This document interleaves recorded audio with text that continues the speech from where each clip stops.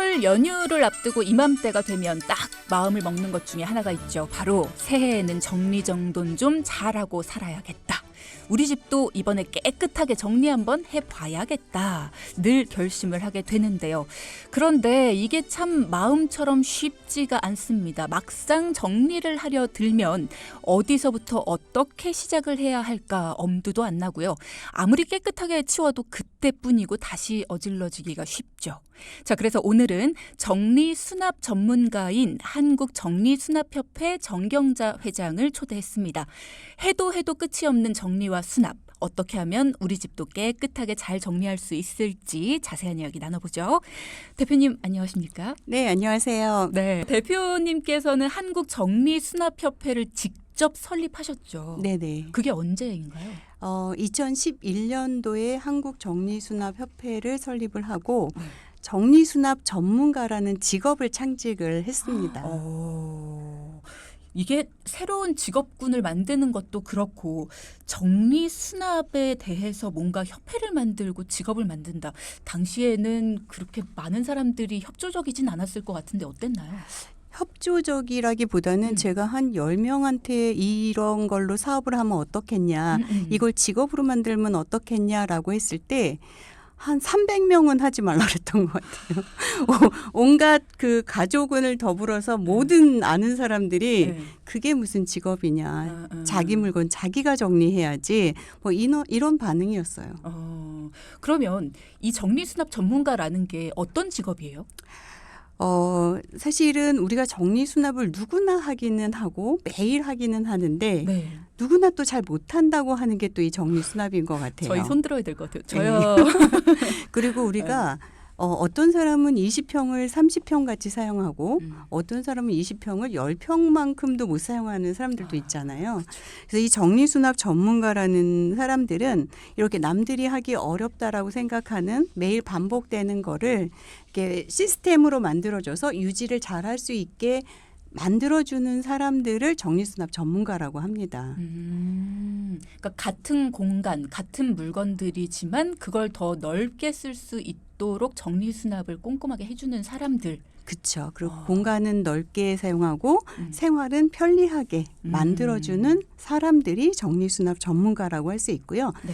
그래서 이 정리수납은 사실 인테리어를 열심히 했지만 물건이 들어가고 나면은 또 이게 가치가 확 떨어지잖아요. 내 물건만 들어가면.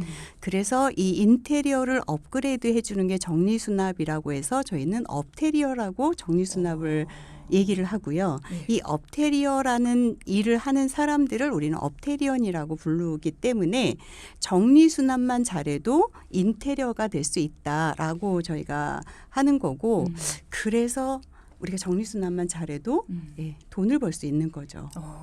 그럼 대표님은 정리수납을 원래 그렇게 잘하셨어요? 주변에서 진짜 꼼꼼하게 정리수납 잘한다. 그래서 그럼 나 이걸로 나가볼까? 이런 생각을 하신 건지. 그래서 제가 이제 뭐 방송도 하고 막 이러는데 저희 엄마가 처음에 방송을 보시더니 너는 왜 사기를 치고 다니냐고 얘기를 하시더라고요. 전화를 하셔서. 네가 잘할 때 네 방을 정리하는 걸 한 번도 본 적이 없다고 얘기를 하시더라고요. 그러면 본인은 스스로는 잘 못하셨어요? 저는 정리를 해본 적은 없는 것 같아요. 매일 엄마한테 혼나는 그런 입장이었는데 제가 이제 캐나다에 회사에서 발령을 받아서 캐나다에서 근무를 했었는데 미국이나 유럽에서는 이미 40년 전부터 정리수납 전문가라는 직업이 있는 거예요. 그래서 딱 보니까 비포 애프터를 딱 보니까 돈 주고 할 수 있겠다. 나도 저렇게 누가 와서 해줬으면 좋겠다. 이런 생각이 드는 거예요. 그래서 제가 막연히 한국에 내가 다시 돌아가게 되면 이걸로 사업을 해야겠다. 언젠가는 이 한국도 우리가 예전에는 옷 하나 사려 그러면 옷가게 가서 입어보고 뭐 하나 사고 이랬잖아요. 근데 이제는 우리가 뭐 휴대폰이나 아니면 홈쇼핑만 해도 전화만 누르기만 하면 막 속옷이 10개가 오고 프라이팬이 5개가 오고 그래서 이제 사람들이 물건을 구입할 때만 돈을 내는 게 아니라 이제는 이거를 정리할 때도 돈을 쓰겠구나라는 생각을 해서 이걸로 사업을 해야겠다라는 생각을 하고 한국에 들어오게 됐죠. 그게 2011년. 그러면 정리수납 전문가는 누구나 하고 싶다라고 생각을 하면 교육을 받을 수 있나요? 그렇죠. 제가 사실은 정리수납을 잘해서 이걸 직업으로 갖고 있었던 게 아니라 저는 사업 기획을 잘한 거죠.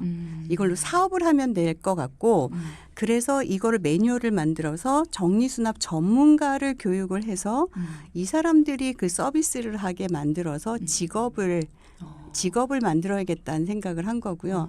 누구나 처음에는 이 정리수납을 못한다고 우리 집 정리 좀 해야겠다라고 생각해서 이 교육을 받으러 오시거든요. 그런데 하고 보니까 자기 집이 바뀌고 이래서 이걸 내가 직업으로 가져야겠다라고 생각을 해서 활동하시는 분들이 거의 대부분이시고요. 그래요? 네, 지금 저희 협회 회원이 14만 2천 명 정도가 돼요. 14만 2천 명. 네, 엄청 많죠. 그래서 이분들이 다 못하는 분들이 와서 이제는 돈을 벌고 있는 거죠. 그게 굉장히 좋네요. 일단은 내가 우리 집 정리부터 해야겠다. 그 마음으로 갔는데 배우고 나니까 이제 돈도 벌게 되는. 그럼 14만 2천 명 정도 활동하는데 연령대는 어떻게 돼요?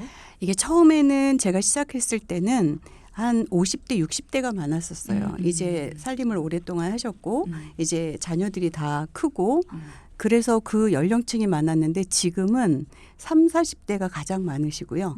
그리고 20대도 네, 이제는 점점 연령층이 낮아져서 이제 젊은 분들이 아예 이걸 처음부터 직업으로 갖고 계신 것 같아요. 오늘 얘기를 나누면서 이제 점점 결론적으로는 그래서 어떻게 정리정돈을 하면 됩니까? 이제 이쪽으로 갈 텐데 궁금한 것들이 있어서 이제 거기까지 가는데 질문들을 몇 가지 더 드려야 될 것 같아요. 그러면 그 뒤로 많은 분들이 좀 궁금해하실 것 같아요. 정리정돈에 대한 그런 어떤 노하우 이런 것들을. 그래서 체험관? 이런 것도 오픈을 하셨다고 들었어요. 네, 저희가 2월 1일 날 얼마 안 됐네요. 삼각지 역의 역사 내에 정리 문화 체험관을 저희가 오픈을 했습니다. 이 정리수납이라는 직업을 처음 만들었는데 이거를 사용해 본 적이 없는 거예요. 이게 제품이 아니라 서비스이기 때문에 그쵸.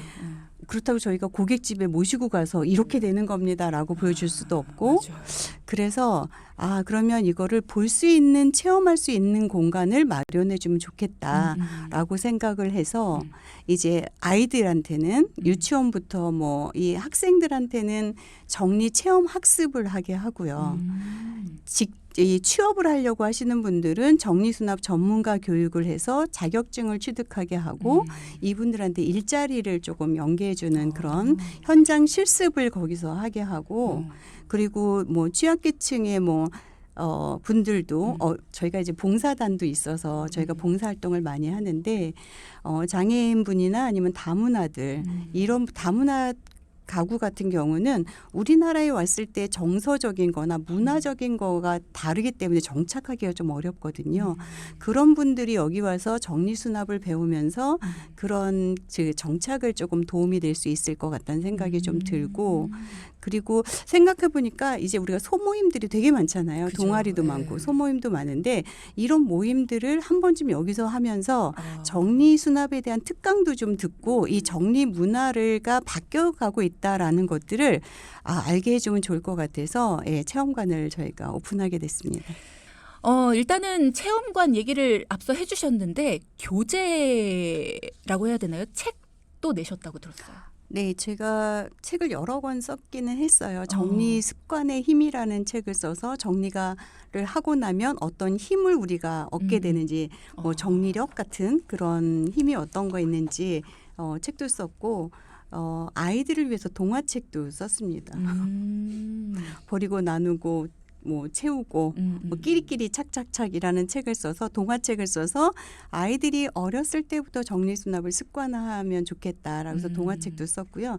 이거는 중국에서도 중국어로 번역돼서 중국에서 출판도 됐고 이제 그거는 제가 책을 출판한 거고 이제 장애인 분들이 사실 정리수납이 또 많이 필요하기도 하거든요. 좀 더 생활이 편리해질 수도 있고 또 안전할 수도 있고 또 본인이 남에게 도움을 계속 받지 않아도 본인 스스로가 좀 생활을 하시는데 좀 더 편리하게 하기 위해서 그동안에 교육용 영상을 많이 찍었는데 네. 작년에는 국립 특수원하고 같이 해가지고 청각 장애인들을 위한 정리수납 행복 나눔이라 해서 이분들한테 정리수납을 어떻게 하면 좋은지 이런 교재를 만들었고요.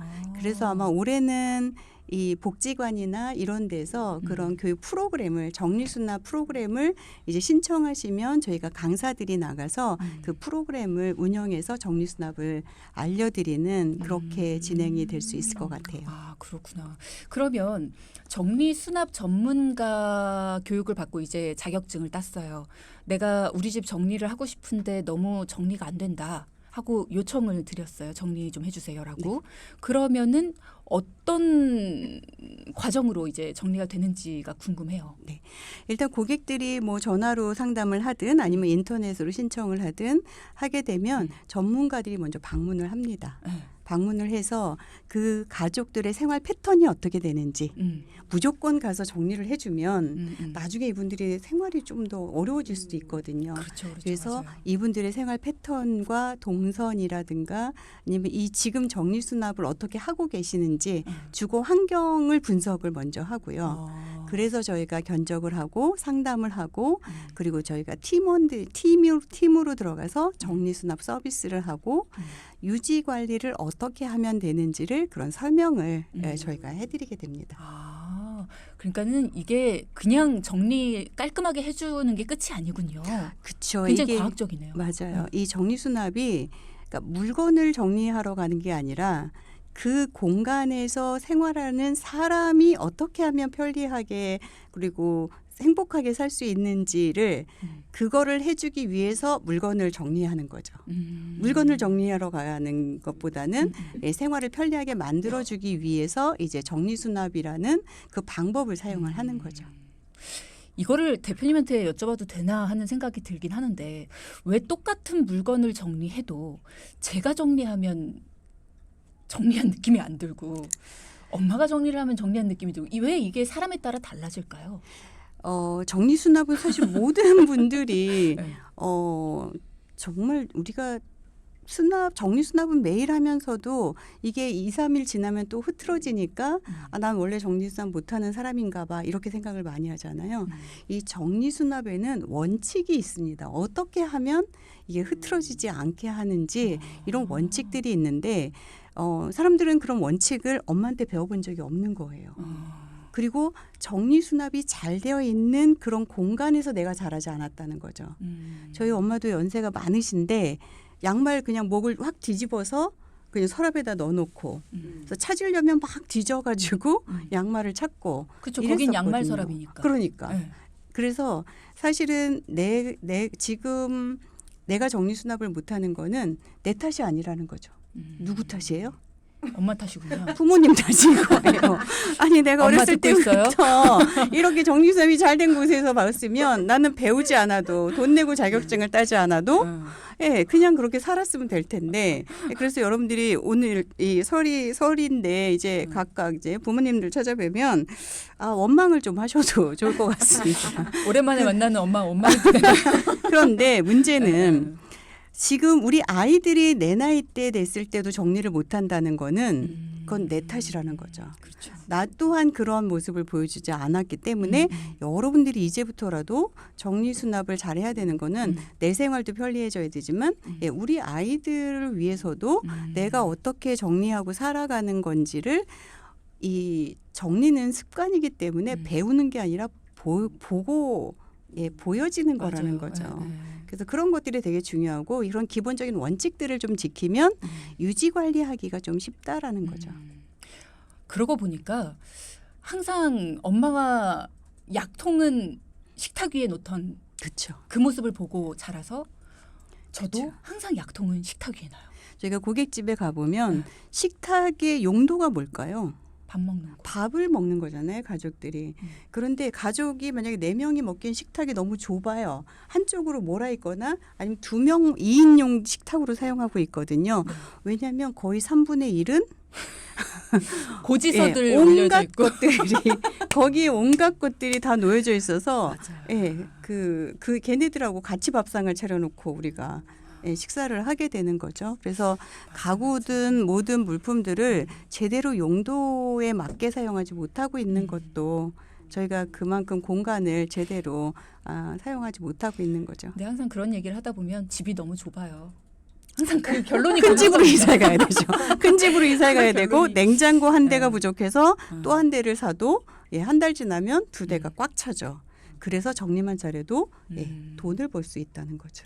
자, 그럼 구체적으로 저희가 좀 노하우를 배워보겠습니다. 일단 문자창 소개를 조금 해드리면 이명섭님, 저희 집 얘기하시는 건가요? 라는 말씀도 주셨고요. 황보선홍님은 정리 잘하는 것도 진짜 힘듭니다. 물건이 많으니까 더 힘든 것 같아요. 라고 하시면서 2년 동안 안 쓴 물건은 치워야 되는 걸까요? 라는 질문 주셨어요. 이 버리는 거 되게 중요하잖아요. 사람들은 누구나 못 버리는 병을 가지고 있다는 거죠. 저 특히 그래요. 예, 그냥 모든 제가 한국정리수납협회 회장이지만 저도 아무 물건이나 잘 버리는 건 아니거든요. 저도 고민을 하죠. 그리고 이게 이제 습관이 됐으니까 이게 쓸 거냐 안 쓸 거냐 이걸 판단을 좀 빨리 잘하는 것뿐인 거지. 저도 고민이 된단 말이에요. 네. 근데 2년이 된 물건을 버리냐 아니냐 이거는 그 버리는 기준을 정하는 거는 각각이 다르게 정할 수 있다는 거죠.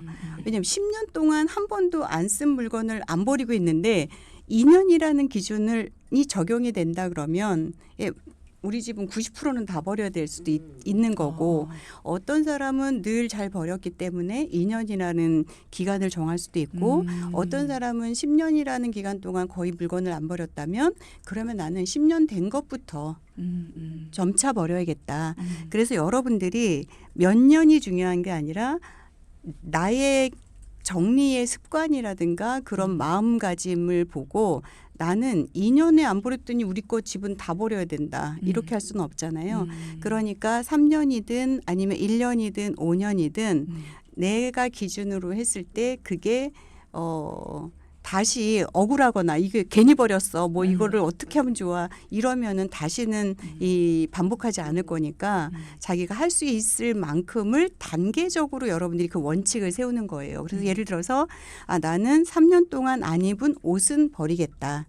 나는 뭐 5년 동안 한 번도 쓰지 않은 그릇들은 버리겠다. 근데 사실은 이게 버리는 거에 대한 우리가 죄책감이 있단 말이에요. 저도 어렸을 때 엄마가 밥 남기면 너 이다음에 지옥 가서 지옥 갈 때 그거 다 먹고 가야 그 얘기 된다. 있어요. 막 이런 협박을 하셨잖아요. 그리고 우리는 예전부터 좀 절약 정신들이 많았단 말이에요. 항상 부모님들이 아껴 써야 된다, 맞아요. 절약해야 된다. 망가지지 않은 거 버리면 안 되죠. 그렇죠. 이런 것들이 있어서 사실 우리가 버리는 게 쉽지가 않고 모든 물건에는 또 연결고리가 되어 있단 말이에요. 이거는 누가 사준 거고 이건 비싸게 산 거고 또 이거는 버리면 또 꼭 쓸 것 같고 이런 연결고리를 끊기가 쉽지가 않기 때문에 여러분들이 내가 지킬 수 있는 단계부터 하시면 좋을 것 같아요.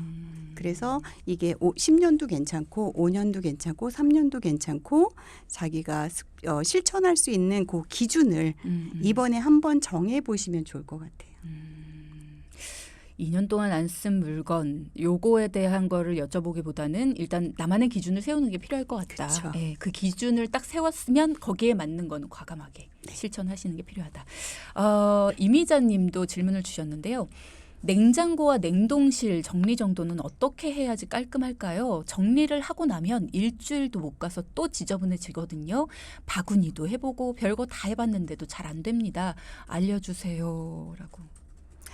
이제 설이잖아요. 저희가 명절이잖아요. 그럼 이제 막 모든 주부들은 이제 막 걱정이에요. 맞아. 내가 만들어야 되는 음식들도 많고 또 선물 들어오는 것들도 많고 또 시골에 한번 부모님 댁에 들렸다 오면 양쪽 집만 갔다 오면 냉장고가 지금 한 두세 대는 더 있어야 될 것 같은 터져. 그런 불안감을 가지고 있는데 지금도 꽉 차 있다는 거죠. 혹시 뭐 작년에 추석 때 먹다 남은 송편이 아직도 냉동실에 있을 수도 있고 그래서 이제 설 되면 일단 뭐 다른 정리도 중요하지만 냉장고가 가장 걱정이 될 텐데 아까 그 많이 또 노력은 하신 것 같네요. 수납 도구도 이용을 하시기도 하고 그런데 지금 아까 원칙이라는 거를 조금 말씀드렸었는데 냉장고와 냉동실을 이제 분류를 해서 보면 그래도 냉장실은 그래도 좀 정리가 되어 있어요. 왜냐면 바로바로 먹어야 되는 뭐 채소나 과일들 이런 맞아요. 거를 넣으니까 괜찮은데 먼저 냉장실 정리를 조금 팁을 드리자면 첫 번째 선반, 두 번째 선반 그리고 서랍 어떤 걸 넣을 건지를 품목을 좀 크게 잡는 게 좋아요. 그리고 문짝에는 만약에 소스나 아니면 음료수나 어떤 걸 놓겠다.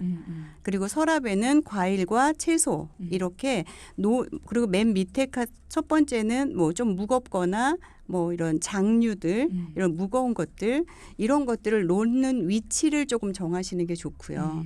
그리고 아까 말씀하셨듯이 수납 도구를 이용하시면 이게 서랍같이 사용할 수 있기 때문에 수납 도구를 그리고 또 이왕이면 구멍이 뚫린 거를 이용하시면 냉기 전달이 조금 되니까 예, 수납 도구를 이용하시면 좋고요. 그리고 아마 모든 사람들이 바로 오늘부터 실천할 수 있는 것 중에 하나가 우리는 밥 먹을 때 보면 반찬들을 여러 개 꺼내내잖아요. 네. 반찬통을. 맞아요. 그럼 하나씩 꺼내다가 잘못하면 떨어져가지고 이게 또 짜증이 나기도 하고 그래서 매일 먹는 반찬 종류는 쟁반이나 트레이에다가 한 번에 올려놔서 냉장고에 보관하는 거예요. 그래서 식사할 때 우리가 반찬을 그냥 한 번에 꺼내서 먹고 다시 그걸 올려놓고 한 번에 할 수 있게. 그럼 만약에 엄마가 외출할 때도 그 쟁반 위에 있는 것만 꺼내서 먹으면 된다라고 얘기를 해주면 되거든요.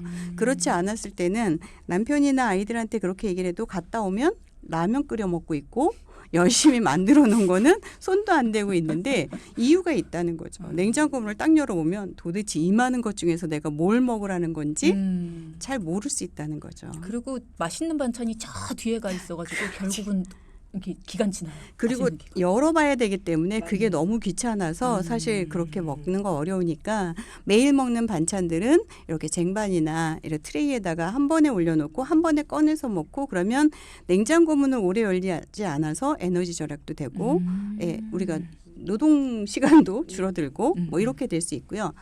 냉동실은 거의 다 냉창고로 쓰고 있죠, 지금. 그렇죠. 그렇죠. 그렇죠. 저희는 모든 공간을 다 방도 창고고, 예, 옷장도 창고고, 예, 베란다도 창고고, 예, 다 창고로 사용하는데 특히 냉장고는 냉창고로 많이 쓰고 있단 말이에요. 맞습니다. 그래서 여기도 마찬가지로 분류하는 거 되게 중요하고 큰 덩어리로 얼리지 않아야 된다는 거예요. 예를 들어서 만약에 이번에 고춧가루를 만약에 가을에 뭐 좀 많이 구매를 했다. 그러면 이제 큰 비닐봉투에다가 한 번에 넣어놓지 말고 우리가 뭐 2주나 4주나 먹을 수 있는 만큼 소분해서 놓으면 하나 먹을 때 다른 거는 밀봉되어 있기 때문에 향이나 아니면 이게 변질되거나 색깔이 변하거나 이렇지 않아서 끝까지 예, 맛있는 고춧가루를 끝까지 먹을 수 있기 때문에 먹을 수 있을 만큼의 소분해서 집어 넣어주는 게 가장 중요하거든. 멸치도 마찬가지고 이렇게 소분하는 거 가장 중요하고요. 또 하나는 나물 종류 이렇게 얼리잖아요. 우리가 우거지도 얼리고 고사리도 얼려서 맞아요. 이렇게 넣는데 고기도 마찬가지고 동그랗게 하지 않아야 된다는 거예요. 아 맞아요. 그럼 쌓아지질 않아요. 네, 그렇죠. 데드 스페이스가 너무 많이 생기는 거고 수납 공간을 활용을 제대로 못하기도 하고 또 하나는 해동 시간이 너무 길다는 거예요. 이게 딱딱하게 동그랗게 얼려져 있으니까 해동을 하는데 너무 시간이 오래 걸리고 또 전자레인지에서 돌리게 되면 이게 또 맛이 떨어지기도 하고 하니까 이거를 납작하게 지퍼백에다 넣어서 한번 먹을 만큼만 해가지고 납작하게 얼리면 해동도 편해지고 납작하니까 같은 것들은 쌓아놓거나 아니면 세로로 수납을 할 수 있어서 수납의 공간을 훨씬 더 많이 활용할 수 있고 그리고 거기에는 반드시 유통기한이나 소비기한을 써놓는 게 좋다는 거죠. 근데 사실 우리가 우거지 같은 경우는 유통기한을 확인할 수는 없잖아요.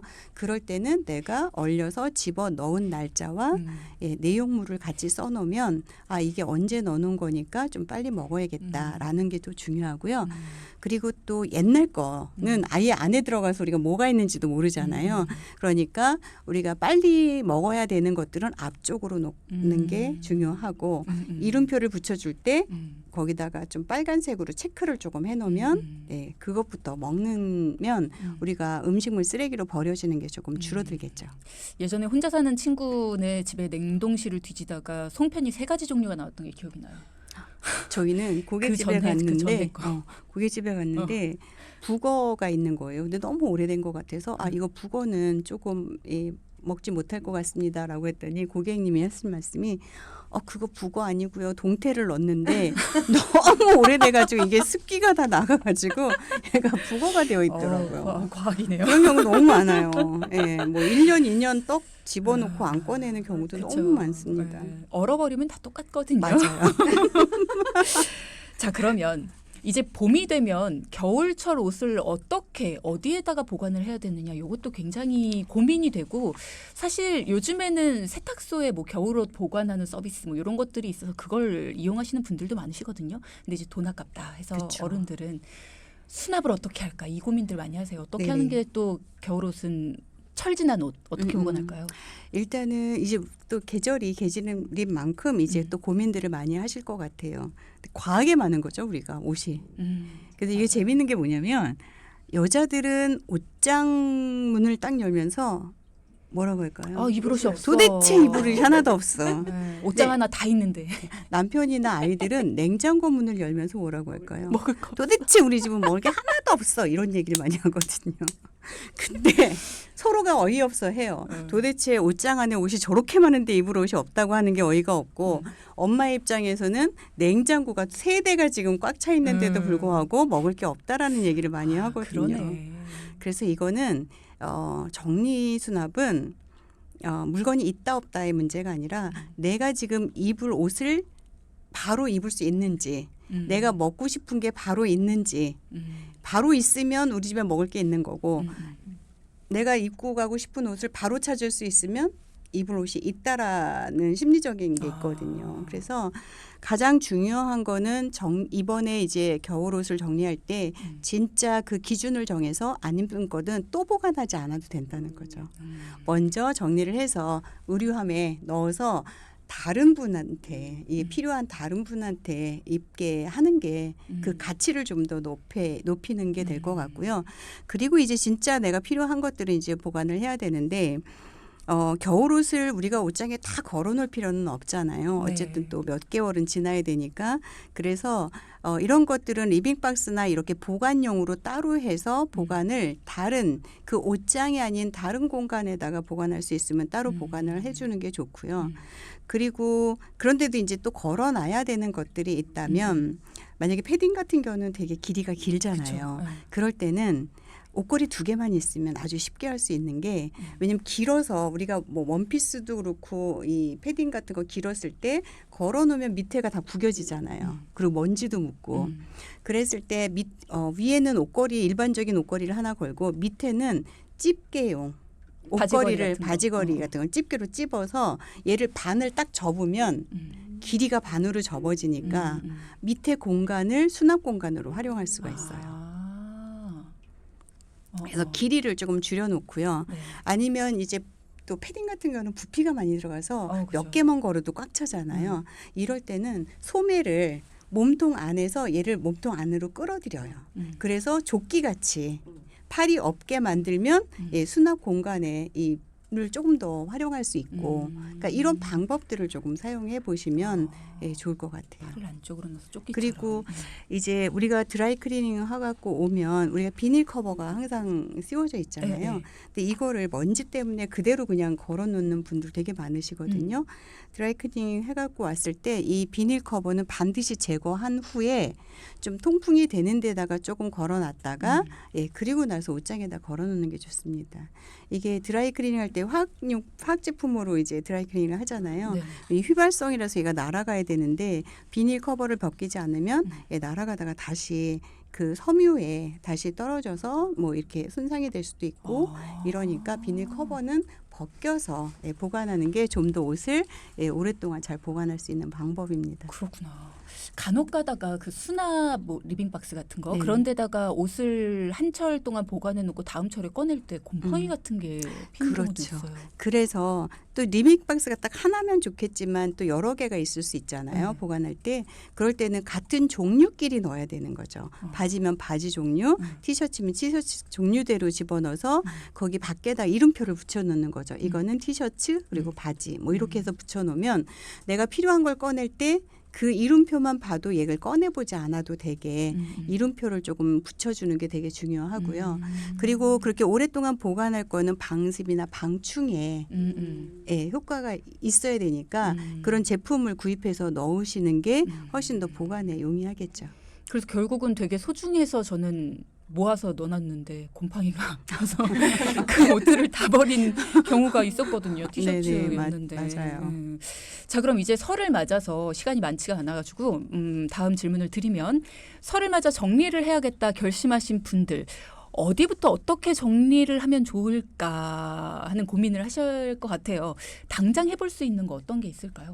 지금 설을 맞이하면 이제 손님들도 와야 되고 이제 손님 맞이를 해야 되는 거잖아요. 네. 그래서 아까 얘기했듯이 손님들이고 설이니까 이제 냉장고 정리가 일단 좀 우선적으로 하시면 좋을 것 같고 네.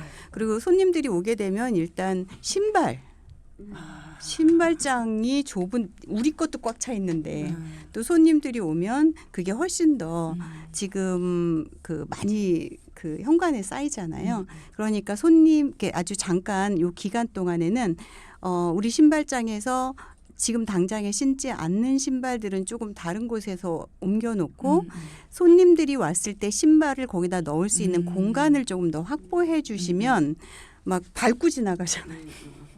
현관에 막 이 사람 저 사람 신발을 밟고 지나가지 않게 할 수 있으니까 그리고 또 우리나라는 또 손님 맞는 그 현관이 조금 깔끔하게 정리가 되어 있는 거를 되게 손님 맞는 가장 기본으로 생각하니까 그 우리 집의 거울이 우리 집의 그 얼굴이라 생각하시고 좀 현관을 좀 잘 정리를 해 놓으시면 좋을 것 같고요. 네.